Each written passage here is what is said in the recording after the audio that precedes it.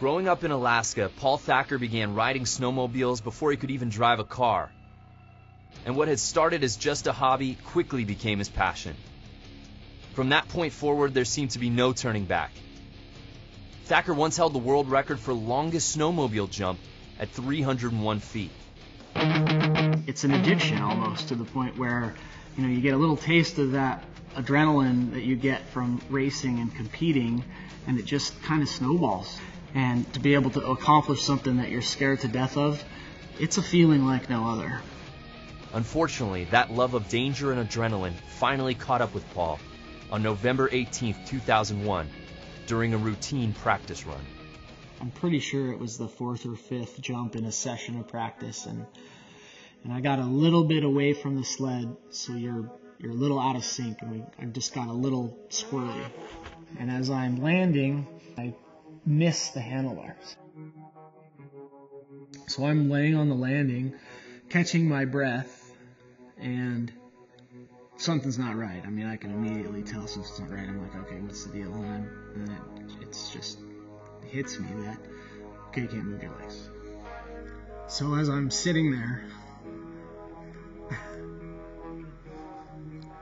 I'm thinking in my head, I'm like, well, you kind of knew this was a possibility.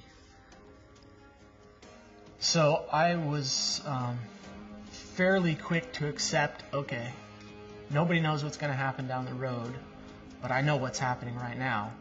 So we got to figure out how to get by right now. We'll worry about tomorrow. Because it's real easy to slip back and just be like, I'm over it and done. I'm not getting out of bed this morning. I hurt, but it goes away really quick when you make that conscious decision that you're like, no, I'm not going that way, I'm going this way. Like, never once did I think, okay, this is it, I'm done, I'm never doing this again. They turned me loose like a week before X Games, and my freestyle sled was there for display, and I actually got to get on it and rip around in the parking lot and kind of the testing area. So I made a game plan the next year that we were going to build an actual seat so that I could get a little more aggressive.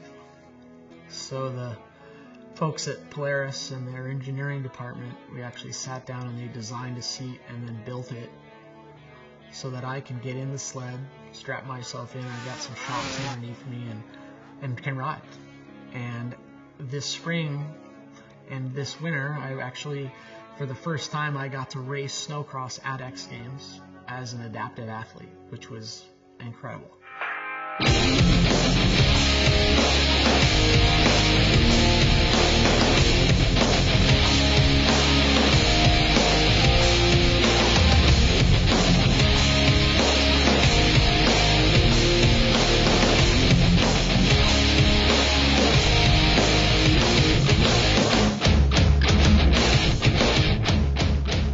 I wouldn't go back and change it now, even if I could, because I have been able to put myself and make this injury something that hasn't held me back. I've been able to. I have a great life. I do amazing stuff and meet amazing people, and all of that stuff wouldn't have happened, or I wouldn't be where I am now if that day would have never happened.